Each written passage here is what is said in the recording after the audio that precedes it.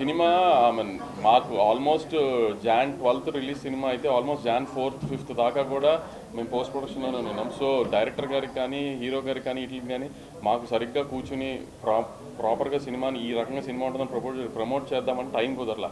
ఎందుకంటే మేము ఇక్కడ ఒక ఈవెంట్ అనుకున్నాము, పోలీస్ పర్మిషన్స్ అవన్నీ కొంచెం ప్రాబ్లం అయ్యి అంత క్రౌడ్తో అన్నారని సడన్గా ఆంధ్రాకి షిఫ్ట్ చేసి వచ్చింది. సో మేము ఈ రకంగా జనరల్ ప్రమోషన్స్ ఈ రకంగా ఎక్కువ ప్రమోట్ చేస్తూ టైం పట్టింది. కానీ సో సినిమా ఇలా ఉంటుంది అని ప్రొజెక్ట్ చేయడం తప్పైంది మా సైడ్ నుంచి అనుకుంటున్నాను.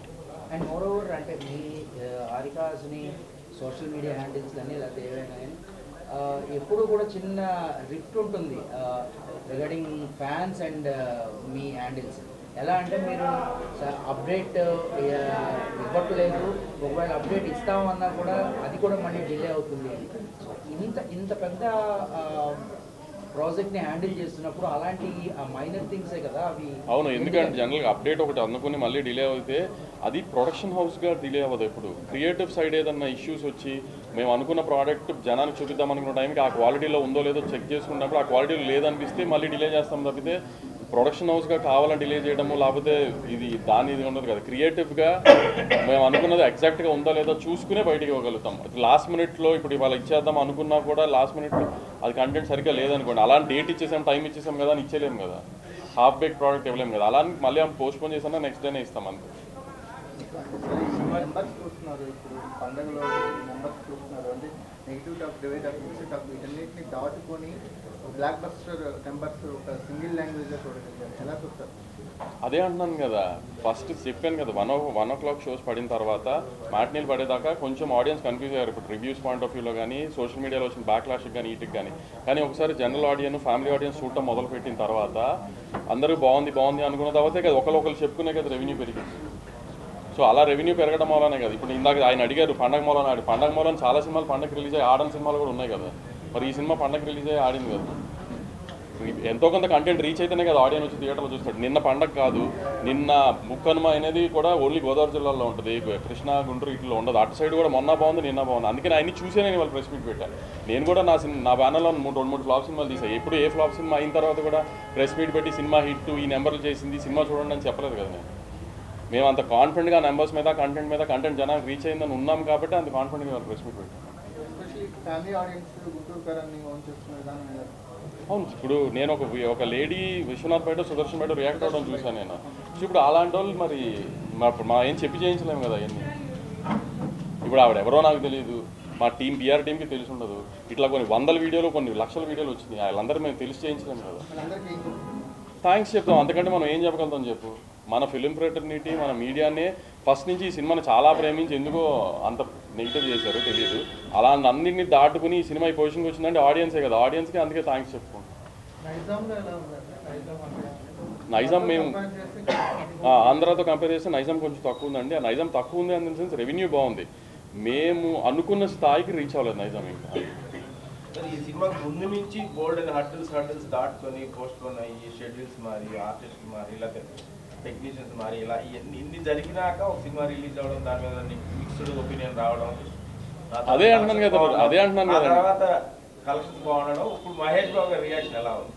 మహేష్ గారు డే 1 నుంచి చాలా పాజిటివ్గా ఉన్నారు. మహేష్ బాబు గారి గురించి అసలు డిస్కషన్ లేదు. ఆయనే రాక్గా నుంచున్నారు. ఇన్ని కాంట్రవర్సీస్ వచ్చినా ఫస్ట్ డే ఇంత బ్యాక్లాష్ వచ్చినా మేమన్నా కొంచెం జంక్యాం, కానీ ఆయన అలానే స్టడీగా రాక్లా నుంచున్నారు. ఆయన నువ్వేం పట్టించుకోకు, రేపు నుంచి ఎలా ఉంటుందో చూడు ఈ సినిమా అని. ఆయన జడ్జిమెంటే కరెక్ట్ అయింది. ఫస్ట్ డే నేనన్నా కొంచెం జారాను, కానీ అసలు ఆయన రాక్లా నుంచున్నారు. ఆయన ధైర్యమే సండే నుంచి కలెక్షన్స్ అంత కన్వర్ట్ అయింది.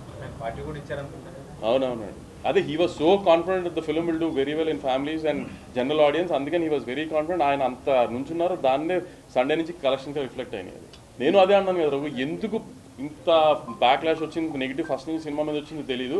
దాన్ని పెట్టుకునే రిలీజ్కి టార్గెట్ చేస్తూ అలా చేశారా, లేకపోతే నిజంగానే నచ్చలేదా, అది నిజంగా వాళ్ళకే తెలియాలి చేస్తున్నాను.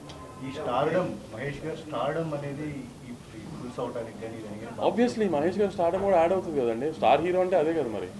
ఆబ్వియస్లీ హీరో గారు స్టార్డమ్ యాడ్ అవుతుంది. హీరో గారిని చూడడానికి ఫ్యామిలీస్ బయటకు వస్తారు. ఆ ఫ్యామిలీస్ బయటకు చూసిన ఫ్యామిలీసే కదా సినిమా అయిపోయిన బయటకు వచ్చి బాగుందని చెప్తున్నారు. చాలా మంది రివ్యూస్ చూసి సినిమా చూడకుండా కొంచెం అంటే ఒపీనియన్స్కి ఫిక్స్ అయిపోయిన వాళ్ళు చాలా మంది సినిమా విషయం ఉండొచ్చండి.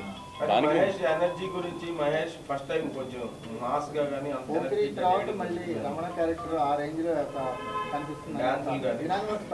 అవును, డాన్సుల మీద చాలా మంచిది వచ్చింది, సార్ ఎనర్జీ మీద, సార్ అసలు వన్ మ్యాన్ షో అని వచ్చింది, ఇవన్నీ వచ్చింది. ఇన్ని కాదు, ఇవన్నీ ఆడపోయాయి కదా సినిమా రెవెన్యూ వచ్చింది.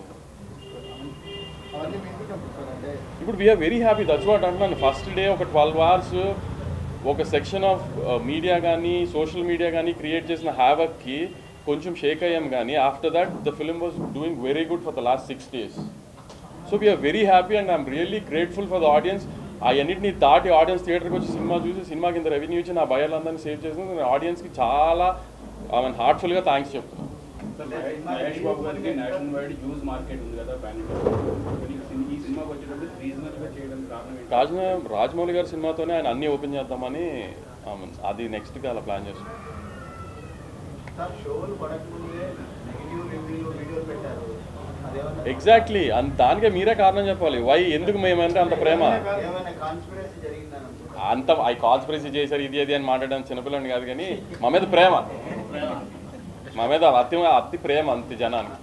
ఆ ఒక సెక్షన్ ఆఫ్ జనానికి కానీ సోషల్ మీడియా కానీ మా మీద ఉన్న ప్రేమ అది. సార్ అయితే ఈ బ్యాక్ క్లాష్ విషయంలో సరే మీడియా కొంత ఒక సెక్షన్ మీడియా చేస్తే అంటున్నారు మీరు పదే బాగుంది సార్ వినడానికి. బట్ డోంట్ యూ థింక్ సినిమాలో రియల్ గా ఏం ప్రాబ్లం లేదా? అదే ఇక్కడ ఎదురుకుంటుందా సినిమాలో ప్రాబ్లం మాట్లాడుకుందా? దా నీకేం ప్రాబ్లం వచ్చింది చెప్పు, దాన్ని బట్టి నేను చెప్తాను కదా. లైవ్ అంట, సారీ. ఇప్పుడు నేను చెప్పిన సినిమా ఏంటో, ఒక జైరామ్ క్యారెక్టర్ అనే ఆయన వాళ్ళ వైఫ్ అతను ఎందుకు వదిలేసినో అతనికి తెలుసు, ఒక రీజన్ ఉంది అతనికి. మహేష్ బాబు గారు 25 ఏళ్ల క్రితం వాళ్ళ మదర్ అతను ఎందుకు వదిలేసినో ఆయనకి తెలియదు, అది కథ. దాన్ని ఇప్పుడు మీరు ఇంకో రకంగా ఊహించేసుకుని ఇప్పుడు కుమార్ అన్నట్టు పోకిరి అని ఊహించుకుని వస్తే మీరు డిసప్పాయింట్ అయ్యి ఉండొచ్చు. అది రీచ్ అవ్వాల్సిన ఆడియన్స్కి రీచ్ అయింది కదా.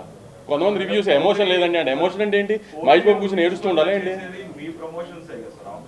అదే అంటే ನಾನು ఎగ్జాక్ట్లీ లొకేషన్ లేట్గా వచ్చామో కానీ ముందు చెప్పా నేను, I don't think we have promoted the film in such way that it's a family film అని ముందు చెప్పలేదేమో, దాని మూలాన్ని కొంచెం ఆ ఫస్ట్లో బ్యాక్లాష్ వచ్చిందేమో అని అందుకే అనుకుంటున్నాను నా సైడ్ నుంచి అని కూడా చెప్పాను.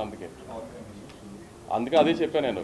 ఆ వనయం షోస్ వేయటం మూలాన సినిమా ఇట్లా ఉంటుంది ఫ్యామిలీ జానర్లో ఉంటుంది అని చెప్పకపోవడం మూలాన ఆ బ్యాక్లాష్ వచ్చిందేమో ఫ్యాన్స్ సైడ్ నుంచి అని.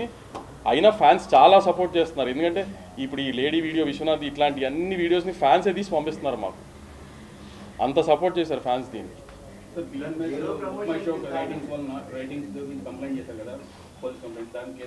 పోలీస్ కంప్లైంట్ మేమేం చేయలేదు.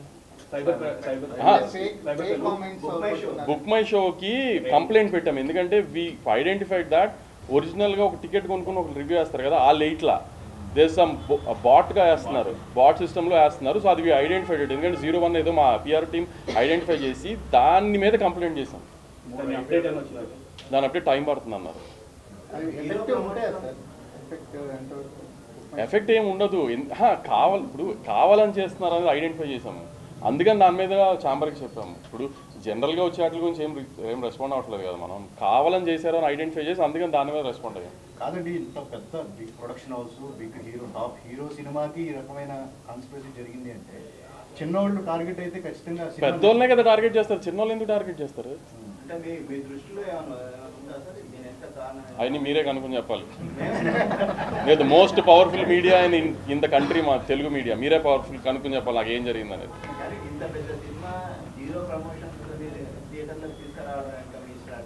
జీరో ప్రమోషన్స్ ఏం లేదండి, మేము ట్రైలర్ ఇచ్చాము, పెద్ద ఈవెంట్ చేసాము, అన్నీ చేసాము. The only thing is we couldn't do was hero గారిని డైరెక్టర్ గారితో ఒక ఇంటర్వ్యూ ముందు పెట్టలేకపోయాం, because we're so stuck in the post production. 9th రోజున 8th రోజున విజయవాడలో ఈవెంట్ చేసాం, చూసుకోండి మా పరిస్థితులు ఎలా ఉన్నాయో. ఇంకా దాని తర్వాత ఏం చేయడానికి ఎవరికి ఓపికలు నిజంగా అసలు ఇంకా ఆ స్ట్రెస్లోకి వెళ్ళిపోయాము.